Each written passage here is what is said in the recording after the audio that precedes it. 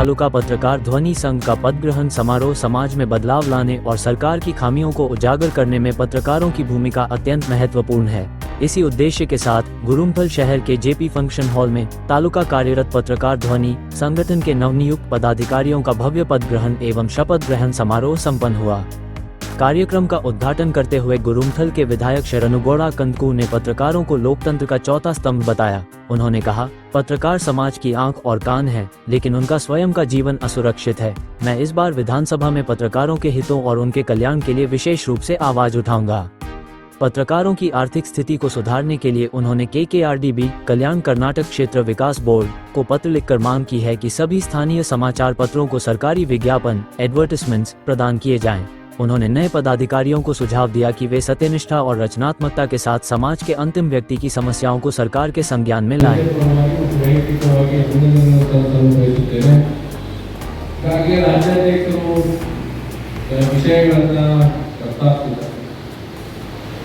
ಖಂಡಿತವಾಗೂ ನಮ್ಮಿಂದ ಏನಾಗಬೇಕು, ಯಾಕಂದ್ರೆ ನಾವು ವಿಧಾನಸಭೆಯಲ್ಲಿ ಮಾತಾಡ್ತಕ್ಕಂಥ ಪಟ್ಟಿ ಬಹಳ ದೊಡ್ಡದಿದೆ. ಆ ಪಟ್ಟಿಯಲ್ಲಿ ತಂದು ಒಂದು ಪ್ರಾಮಾಣಿಕ ಪ್ರಯತ್ನ ಮಾಡ್ತೀನಿ. ಯಾಕಂದ್ರೆ ನಾನು ಇಲ್ಲಿ ಮಾಡ್ತೀನಿ ಅಂದ್ರೆ ಮತ್ತೆ ಇನ್ನೊಂದು ಭಾಷಣ ಮಾಡಿದಾಗ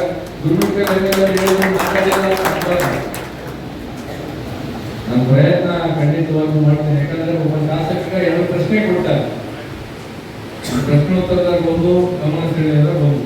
ಮೊದಲ 3-4 ಕೊಡ್ತಿದ್ರೆ ಜಾಸ್ತಿ ಮಾತಾಡೋದು ಸರ್ಕಾರದ ನ್ಯಾಯ ಮಾಡಿಬಿಡ್ತಾರೆ. ಹಾಗಾಗಿ ಆ ಪ್ರಯತ್ನ ಯಥೇಚ್ಛವಾಗಿ ಮಾಡ್ತೀನಿ. ಇನ್ನೊಂದು, ನಾನು ಪತ್ರಕರ್ತರಿಗೆ ಕಲ್ಯಾಣ ಕರ್ನಾಟಕದ ವಿಧಾನ, ನಾವು ಕಲ್ಯಾಣ ಕರ್ನಾಟಕದ ಅಧ್ಯಕ್ಷರಿಗೂ ಒಂದು ಸೆಕ್ರೆಟರಿಗೂ ಪತ್ರ ಬರೆದಿದ್ದೀವಿ. ಕಲ್ಯಾಣ ಕರ್ನಾಟಕ KKRDBಯಿಂದ ಬರ್ತಕ್ಕಂಥ ಏನೇನು ಅಡ್ವೊಕೇಟ್ ಇದೆ, ಆ ಅಡ್ವೊಕೇಟ್ ಅನ್ನ ಎಲ್ಲ ನಮ್ಮ ಕಲ್ಯಾಣ ಕರ್ನಾಟಕದ ಪತ್ರಕರ್ತರಿಗೆ ಕೊಡಬೇಕಂತ ಈಗಾಗಲೇ ನಾವು ಮನವಿ ಪತ್ರಗಳನ್ನು ಕೊಟ್ಟಿರ್ತಕ್ಕಂಥದ್ದು. ಯಾಕಂದ್ರೆ ನಾವು ಕಲ್ಯಾಣ ಕರ್ನಾಟಕದಿಂದ ಅನೇಕ ಯೋಜನೆಗಳನ್ನು ನಾವು ಮಾಡ್ತೀವಿ. ಆ ಇಲಾಖೆಯಿಂದ ಅಲ್ಲಿ ಕೊಟ್ಟರೆ ಬಂದಿತ್ತು ಪತ್ರಕರ್ತರಿಗೆ ಅನುಕೂಲ ಆಗ್ತದ ಅನ್ನೋದು ವೈಯಕ್ತಿಕ ಭಾವನೆಯಿಂದ ಅದನ್ನ ಈಗಾಗಲೇ ಪತ್ರ ಕೊಟ್ಟಿರ್ತಕ್ಕಂಥದ್ದಿದೆ. ಮತ್ತು ಅನೇಕ ಸಮಸ್ಯೆಗಳು ನೀವು ಹೇಳಿದ್ದು ವಾಸ್ತವತೆ ಇದೆ ಇಲ್ಲ ಅಂತ ನಾನು ಹೇಳಲ್ಲ. ನಮ್ಮ ಶ್ರೀಮಂತರನ್ನು ಗುರುಗಳಿಸಿಕೊಂಡು ಜೋಕ್ ಮಾಡಿದ್ರು. ವ್ಯಾಪಾರಸ್ಥರ ರಿಯಲ್ ಎಸ್ಟೇಟ್ ಪತ್ರಕರ್ತರು ಇದೆ. ಯಾಕಂದ್ರೆ ಪತ್ರಕರ್ತರಿಗೆ ಒಂದು ಸ್ಯಾಲರಿ ಇರಲ್ಲ, ಅವರ ಕುಟುಂಬಕ್ಕಾಗಲಿ ಅಥವಾ ಅವರ ಜೀವನೋಪಾಯಕ್ಕೆ ಯಾವುದೇ ಥರದ್ದು ಸೆಕ್ಯೂರ್ ಇರಲಿಲ್ಲ. ನೀವು ಹೇಳ್ತಕ್ಕಂಥದ್ದು ಸರ್ಕಾರ ಕಾಣ್ತಾಯಿದ್ದು ಅನ್ನೋದ್ರೆ ಇನ್ನೊಂದು ಸೌಕರ್ಯಗಳನ್ನ ಕೊಡ್ತಕ್ಕಂಥ ಕೆಲಸ ಪ್ರಾಮಾಣಿಕ ಮಾಡಬೇಕು. ನಾವು ಈ ಪರವಾಗಿ ಧ್ವನಿಯಾಗಿರ್ತೀವಿ ಅಂತ ತಿಳ್ಕೊಂಡು ಹೇಳಿದ್ವಿ. ಒಂದನ್ನ ಹೇಳ್ತಕ್ಕಂಥದ್ದು ಬಹುತೇಕ ಎಲ್ಲ ನಮ್ಮ ಪತ್ರಕರ್ತರಲ್ಲಿ ಮನವಿ ಮಾಡ್ತಕ್ಕಂಥದ್ದು ನಿಮ್ಮ ಬರವಣಿಗೆ ಮುಖಾಂತರ, ಅಂದರೆ ಸರ್ಕಾರದಲ್ಲಿ ಜನಪ್ರತಿನಿಧಿಗಳಿಗೆ ಇದೆ, ನಿಮ್ಮ ಬರವಣಿಗೆ ಮುಖಾಂತರ ಮಾತ್ರ ಸ್ವಲ್ಪ ಎಲ್ಲ ಸೌಲಭ್ಯಗಳು ಸಿಗಲಿಕ್ಕೆ ಸಾಧ್ಯ ಆಗ್ತದೆ. ನಿಮ್ಮ ಹರಿತವಾದ ಬರವಣಿಗೆ ಸರ್ಕಾರಗಳಿರ್ಬೋದು, ನಮ್ಮ ಜನಪ್ರತಿನಿಧಿಗಳಿರ್ಬೋದು, ಅದರಿಂದ ಜಾಗೃತಿಗೊಳಿಸ್ತಕ್ಕಂಥ ಕೆಲಸ ನಿರಂತರವಾಗಿ, ಅದರಲ್ಲಿ ವಿಶೇಷವಾಗಿ ಪೊಲೀಸರು ಬಂದಿದ್ದೀರಿ. ಬಹಳ ದಿನ ಆದ್ಮೇಲೆ ತಮ್ಮನ್ನ ಭೇಟಿಯಾಗಿ ತುಂಬಾ ಸಂತೋಷ ಆಗಿದೆ.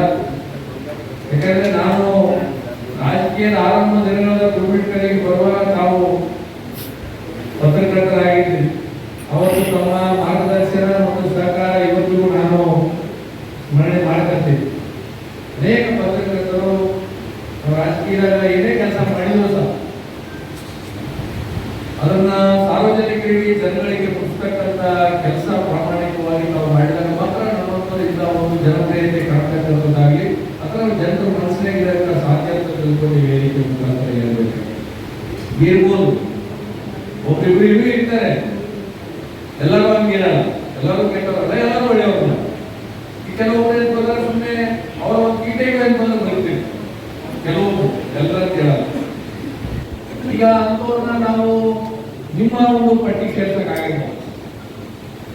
ಒಂದನ್ನ ಎಲ್ಲ ಪತ್ರಕರ್ತರ ಮಿತ್ರರಲ್ಲಿ ಮನವಿ ಮಾಡೋದಿತ್ತೆ, ಕ್ಷೇತ್ರದ ಜನರ ಸಮಸ್ಯೆಗಳನ್ನ ಜನಪ್ರತಿನಿಧಿಗಳು ನಾಳೆ ನಾಳೆ ಯಾರೇ ಜನಪ್ರತಿನಿಧಿಗಳಿದ್ರೆ ಕ್ಷೇತ್ರದ ಜನರ ಸಮಸ್ಯೆಗಳನ್ನ ಮುಗಿಸ್ತಕ್ಕಂಥದ್ದು ಕೆಲಸ ಹೇಳಿದ್ರು.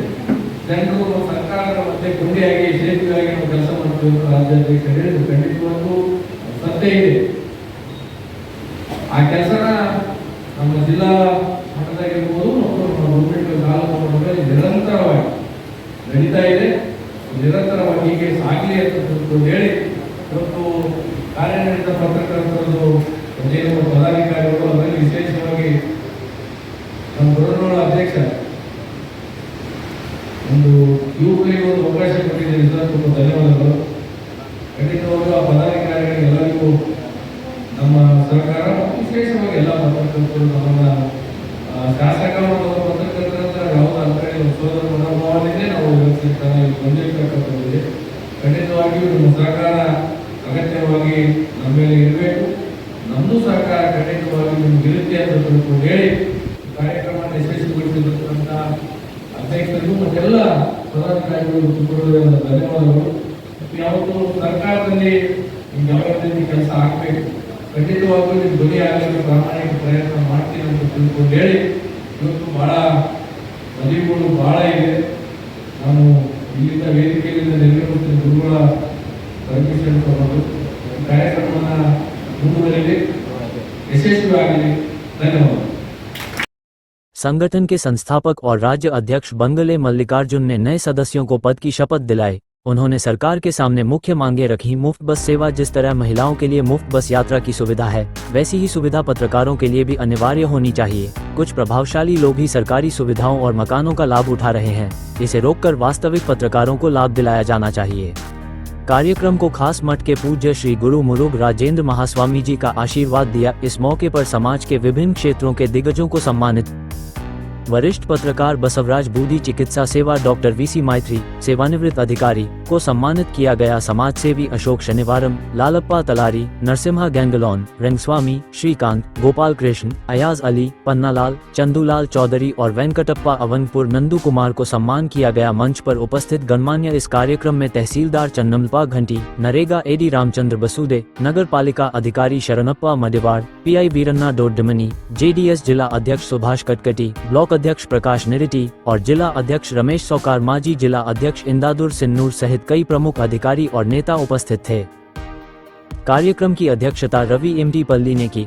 इस अवसर पर संगठन के अन्य पदाधिकारी जगदीश भूमा, कार्यदर्शी साइरेड्डी मलपल्ली, उपाध्यक्ष खजांची लक्ष्मण कुंभार, कार्यदर्शी फहाद मरफाशी, सदस्य बसप्पा संजनोल, मल्लिकार्जुन रेड्डी पाटिल, साबप्पा चापेटला, जावेद अहमद, सिद्धू स्वामी व मौजूद थे। कार्यक्रम में एसवीपीयू कॉलेज के छात्रों ने भी उत्साहपूर्वक भाग लिया और यह आयोजन सफलतापूर्वक रहा।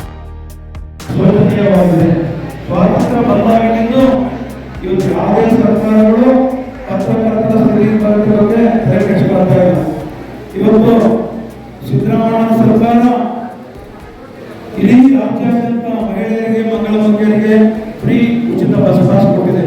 1800 ಪತ್ರಕರ್ತರಿಗೆ ಪಾಪ ಮಾಡಿದ್ದಾರೆ. ಪತ್ರಕರ್ತರಿಗೆ ಕೇವಲ 10,000 ಪತ್ರಕರ್ತರಿಗೆ ಬಸ್ ಪಾಸ್ ಕೊಡಬೇಕಾಯಿತು ಅಂದ್ರೆ ಅದು ಕೇವಲ 30 ಲಕ್ಷ ವಾರ್ಷಿಕ ಬಜೆಟ್.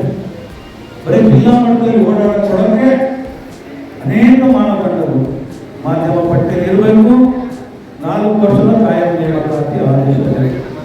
ನಾವೇನು ನಮ್ಮ ಹೆಂಡತಿ ಮನೆಗೆ, ನಮ್ಮ ಅತ್ತೆ ಮಾವ ಮನೆಗೆ ಹೋಗಿ ಕೇಳ್ತಾ ಸರ್ಕಾರಗಳನ್ನ ಇವತ್ತು ಸಾಮಾಜಿಕ ಅಧಿಕಾರ ಅಂತ ಏನು ಗೊತ್ತು ಎಷ್ಟು ಕೊಡೋದಿಲ್ಲ ಸಿದ್ದರಾಮಯ್ಯರು. ಇದನ್ನ ಸಾಮಾಜಿಕ ಅಧಿಕಾರನ 16 ಬಜೆಟ್ ಮಾಡಿಸಿ 17 ಬಜೆಟ್ ಬರ್ತಾರೆ. ತಮ್ಮ ಹಿಂದೆ ಮುಂದೆ ಇರುತ್ತ ಪತ್ರಕರ್ತರ ಸ್ಥಿತಿಗತಿನೇ ಅವರಿಗೆ ಗೊತ್ತಿಲ್ಲ ಅಂತಂದ್ರೆ ಇನ್ನು ಜನಸಾಮಾನ್ಯರ ನಾಡಿ ನಡೀತಾ ಯಾವ ರೀತಿ ಸಾಧ್ಯ ಅಂತ ನನಗೆ ಅರ್ಥ ಆಗ್ತಿಲ್ಲ. ಈ ಹಿಂದೆ ಒಂದು ಸಭಾತ್ಮಕ ಬಸ್ ಪಾಸು ಜೊತೆಗೆ ಪತ್ರಕರ್ತರ ರಕ್ಷಣಾ ಕಾಯ್ದೆ ಕೊಡಿಸುವಂತ ಮಾತು ಕೊಟ್ಟಿದ್ವಿ. ಕಡೆಗೆ ಅವರು ಧ್ವನಿ ಎತ್ತಲೇ ಇಲ್ಲ. ನಮ್ಮ ಸಿರಾದ MLC ಚಿದಾನಂದ ಗೌಡರು ನಾನು ಮನವಿ ಮಾಡಿದ ಮೇಲೆ ಧ್ವನಿ ಎತ್ತಿದ್ರು. ಅದಕ್ಕೆ ಸಕಾರಾತ್ಮಕ ಉತ್ತರ ಸಿಗಲಿಲ್ಲ, ಅಲ್ಲಿಗೆ ಸುಮ್ಮನೆ ಆಯ್ತು. ಇವತ್ತು ಪ್ರತಿಯೊಬ್ಬ ಶಾಸಕರಿಗೂ ಇವತ್ತು ಪತ್ರಕರ್ತರ ಸ್ಥಿತಿಗತಿ ಏನಂತ ಗೊತ್ತಿದೆ. ಅವ್ರು ಯಾವುದೇ ರೀತಿಯಿಂದ ಸಂಬಳ ಇಲ್ಲ, ಮತ್ತೊಂದಿಲ್ಲ. ಇವತ್ತು ಉದ್ಯೋಗಿಗಳು, ಇಲ್ಲಿರುವಂತ ಶಾಸಕರು, ಕೆಲವು ಅಧಿಕಾರಿಗಳ ಕೃಪಾಣದಿಂದ ನಮ್ಮ ಪತ್ರಕರ್ತರು ಜೀವನ ನಡೆಸ್ತಾರೆ. ಇವತ್ತು ನಮ್ಮ ಇಲ್ಲಿನ ಶಾಸಕರಾಗಿರುವಂತಹ ಶರಣಗೌಡ ಕಂಡುಕೂರವ್ರನ್ನ ಬಹಳಷ್ಟು ರೀತಿಯಿಂದ ನಾನು ಗಮನಿಸ್ತಾ ಇದ್ದೀನಿ. ಸುಮಾರು ಅವ್ರು ಏನೇ ಧ್ವನಿ ಎತ್ತಿದ್ರು ನಮ್ದು ಕರ್ನಾಟಕ ಕಾರ್ಯನಿರತ ಪತ್ರಕರ್ತರ ಧ್ವನಿ ನಿಜ. ಬಟ್ ಅವ್ರು ಧ್ವನಿ ಎತ್ತಿದ್ರೆ DJ ಸೌಂಡ್ ಆಗಿ ಇಡೀ ವಿಧಾನಸೌಧನೇ ಮಾರ್ಗದರ್ಶಿಸೋದು ನೀವೆಲ್ಲ ನೋಡಿದ್ದೀರಿ, ನಾವು ನೋಡಿದ್ದೀವಿ. ಇಂಥ ಶಾಸಕರನ್ನ ಪಡೆದಂಥ ನಿಜಕ್ಕೂ ನೀವು ಧನ್ಯರು ಕೂಡ. ಇವರ ತಂದೆ ನಾಗನಗೌಡರು ಹುಲಿ ಥರ ಬದುಕಿ ಇವತ್ತು ಗುರುಮಿಟ್ಕಲ್ಲಲ್ಲಿ ಇಡೀ ಮಲ್ಲಿಕಾರ್ಜುನ್ ಖರ್ಗೆ ಏನು ಇವತ್ತು 8 ಸಲ MLA ಆಗಿ ದರ್ಶಿಸಿದ್ರು, ಆ ಒಂದು ಕುಟುಂಬನ ಅಡಗಿಸಿದಂಥ ಕೀರ್ತಿ ಇವತ್ತು ನಮ್ಮ ಕಂದಕೂರು ಫ್ಯಾಮಿಲಿಯವರಿಗೆ ಸಲ್ಲಬೇಕಂತ ಈ ಸಂದರ್ಭದಲ್ಲಿ ನೆನೆಸ್ತಾ ಇದ್ದೀನಿ. ಇದೇ ಒಂದು ವಿಚಾರವಾಗಿ ಅವರಿಗೆ ಮನವಿ ಮಾಡ್ತಾ ಇದ್ದೀನಿ. ಹಿಂದೆ ನಮ್ಮ ದೇವದುರ್ಗ MLA ಅವರಿಗೂ ಹೇಳಿದ್ದೆ, ಅವರನ್ನು